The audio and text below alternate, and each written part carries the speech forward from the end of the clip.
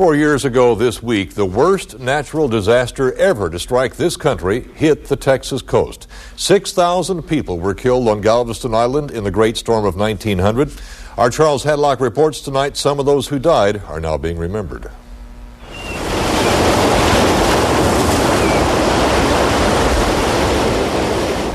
Galveston has never turned its back on the Gulf, but it has put up a wall. For most of this century, the wall has protected the city from powerful hurricanes, but it cannot protect it from the painful memory of what happened here during the Great Storm of 1900.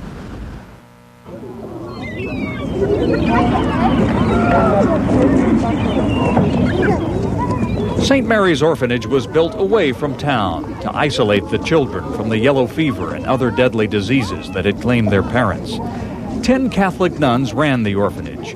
In the summer of 1900, 93 children lived there.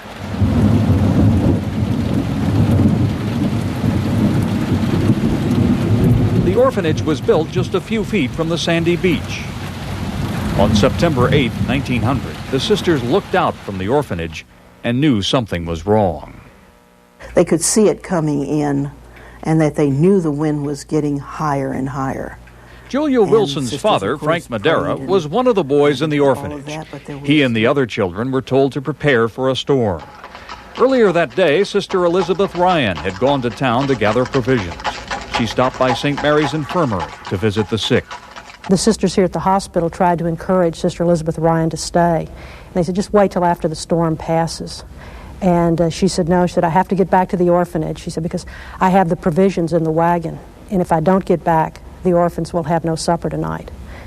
She didn't know that whether she made it back or not, there would be no more suppers at the orphanage. The sisters at the orphanage moved the children from the boys' dormitory to the new, stronger girls' building next door. And they sang an old French hymn called Queen of the Waves. And they sang that song trying to keep the children calm.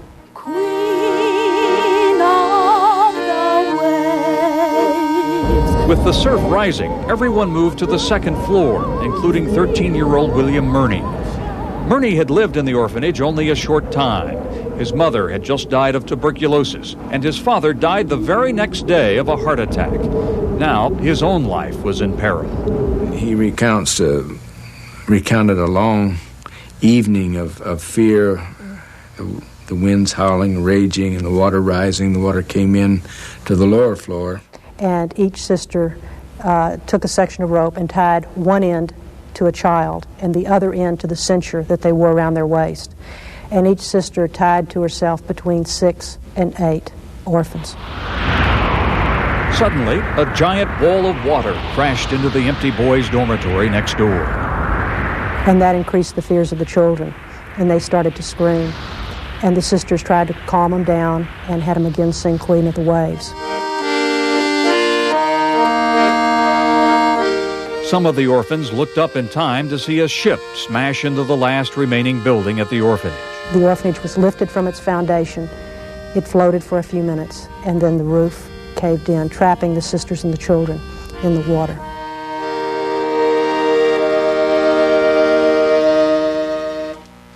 The whole building seemed to collapse at once. William Murney grabbed his younger brother. He was holding his brother, his 8-year-old brother. And he thinks a beam hit him, and he never saw his brother again. And he had recollections of being in the cold water, but those were very vague. And he says the real thing that he remembers most was waking up in a tree. 3 boys survived the storm by clinging to a tree. Everyone else died in a watery grave. One of the scenes he did recall is after he was awakened and was in the tree, seeing some of the bodies of the nuns floating by with 2 or 3 orphans tied to them. Eventually, the boys were rescued. Men, he said, were either sailors or people from Galveston that had a small boat that came by and picked them up. By daylight, the boys could clearly see how truly lucky they were. 6,000 people had died during the night. Many bodies, including those of the nuns and children, were buried where they were found. Others were loaded onto barges and carried out into the Gulf. The young survivors grew up quickly. William Murney lived at St. Mary's Infirmary after the storm and helped the nuns there care for the injured. He later lied about his age and got a job with the railroad. Murney stayed in touch through letters to the other two boys with whom he spent that terrifying night together clinging to a tree. But over time, they drifted apart.